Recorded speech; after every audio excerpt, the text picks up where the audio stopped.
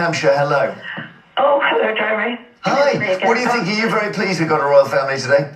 No, I'm like Kevin, a Republican. I cannot believe that in a Christian country like this, that we have this privileged family with so much wealth, so many homes, and yet they are entirely selfish. And how much did all that cost the taxpayer last night? Not to mention the red arrows, and yet the fences were put round, and the poor old peasants weren't even allowed to get anywhere near them. So. It's funny. I mean, also to have the Secret Service say we can't allow anyone near. Well, you allowed a guy to sit on the roof with a rifle a few months ago. I mean, hello. So, Christine, you're not pleased that we've got you're not saying this now justifies the money on the royals or anything like that? No, I'm 80 now, and unfortunately I will never live to see a Republican country, but where's Oliver Cromwell when you need him? Sorry. All right, thank you. But the French can't do it. The French, when he came to see them, they had their military band do silly walks.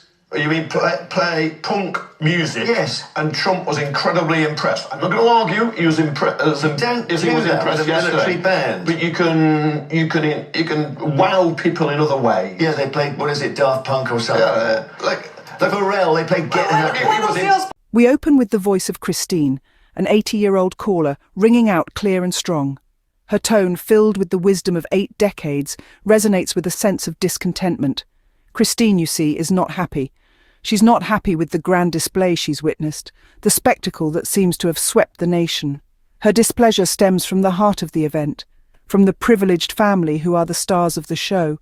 Christine, in her distinct, clear voice, questions the necessity of such opulence. She asks why such a family, blessed with wealth beyond imagination and homes too numerous to count, continues to indulge in such ostentatious displays. She's not afraid to query the unasked questions, the ones many taxpayers silently mull over but fear to voice. How much does all of this spectacle really cost? She talks about the security, a necessary but pricey component of such events. She speaks of the extravagant red arrows fly past, a show of grandeur that undoubtedly costs a pretty penny. She mentions the massive fencing put up, another expense that adds to the growing bill. Each element, she points out, comes at a cost that is shouldered by the taxpayers. But what truly irks Christine, what truly drives her ire, is the injustice of it all. The very people who foot the bill, the ordinary folks who work day in and day out, are kept at bay. She refers to them as poor peasants, unable to even get close to the event they are indirectly funding. Christine's voice, piercing through the clamour and chaos, illuminates a truth often overlooked.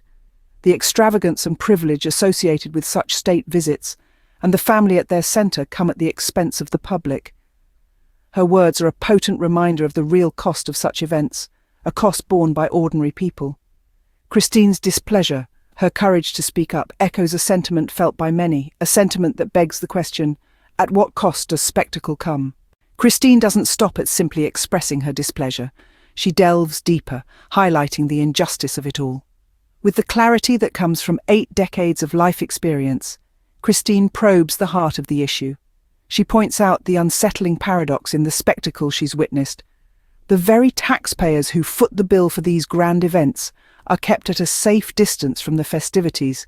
She refers to them as poor peasants, a term laden with irony and bitterness. These are the ordinary people, the everyday men and women who aren't even allowed near the grandeur they've paid for.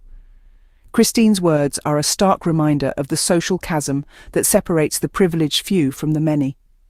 It's a divide that's as old as time, but one that feels particularly sharp in the face of such ostentatious display of wealth and power. She shines a light on a truth that's often brushed under the carpet. The excess and privilege of the royals and these state visits come at a steep price. It's a cost that's not just measured in pounds and pence, but in the widening gap between the haves and the have-nots, the ones who enjoy the spectacle and those who pay for it. Christine is not just a voice of discontent. She is a beacon of truth in a world that often prefers to look the other way. She's reminding us that the cost of these events is not just financial, but moral, too. It's a question of fairness, of justice, of who gets to enjoy the fruits of collective labour and who doesn't. Her voice, resonating with the wisdom of her years, cuts through the noise of everyday life. It forces us to stop, to listen, to confront an uncomfortable reality we'd rather ignore. It's a reality that questions the very fabric of our society, the way we distribute wealth and power, the way we value individuals and their contributions.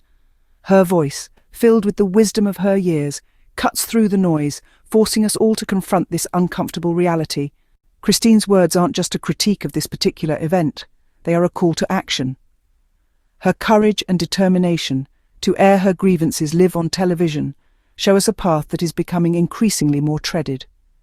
It's a path where voices like Christine's, are no longer afraid to question the status quo, to challenge the powers that be. It's a path that leads to transparency, accountability, and truth. Christine's audacity to speak out on a public platform, to question the very system that others may deem untouchable, is an inspiration to us all. She embodies the spirit of resistance, the spirit of questioning, the spirit of speaking truth to power. She reminds us that it's the people who carry the weight of these grand spectacles. It's the people who are left to foot the bill for the extravagance of a privileged few. And it's the people who have the power to question it. Each of us, in our own way, carries a responsibility to voice our concerns, to raise our doubts. Each of us carries within us the power to effect change. To question is not to disrespect, but to seek understanding. To critique is not to condemn, but to strive for better. And it's not just about one event, one incident. It's a call for a larger conversation. It's a call to question the inequities in our society, the discrepancies between the haves and the have-nots. It's a call for a deeper understanding of the world we live in and the courage to challenge systems that perpetuate injustice. Christine's voice, though just one among many, is a beacon. It's a beacon that guides us towards a society where dialogue is encouraged, where questions are welcomed, where truth is valued. Christine's voice, though just one among many, is a powerful reminder of the power of speaking out. As we come to the end of Christine's call, it's clear that her words are more than just a critique. They are a reality check. Christine's words, laced with the wisdom of her 8 decades, serve as a stark reminder. They remind us that behind the grandeur, the glitz and the glamour, it's the everyday people who bear the weight. They are the ones who foot the bill for the extravagant flypasts, the elaborate security measures, and the towering fences. These words are a reality check that slices through the spectacle like a blade through silk. They expose the hidden costs of these events, costs not measured in dollars and cents, but in the strain on the public purse and the widening chasm between the privileged few and the many. Her voice, steady and strong, echoes through our minds, a resonating bell tolling with the truth. A truth that is often glossed over, swept under the royal red carpets and drowned out by the fanfare of trumpets and the roar of jet engines. This reality check, it's more than just a critique, it's a wake-up call, a call to action. It's the voice of the poor peasants, the everyday people, the taxpayers, rising above the din. It's the voice of the silent majority, now finding their voice, their strength, their resolve. The reality check is a mirror held up to society, reflecting the stark disparity between the haves and the have-nots. It's a mirror that doesn't flinch from the truth, a mirror that challenges us to look, to see, to acknowledge, and to act. Christine's words echo through the halls of power, through the streets and into our homes. They echo in our minds, our hearts, and our souls. They are a reality check, a reminder of the real cost of extravagance and privilege. As we reflect on Christine's words, we are left with a powerful message, one that challenges us to question and to demand better.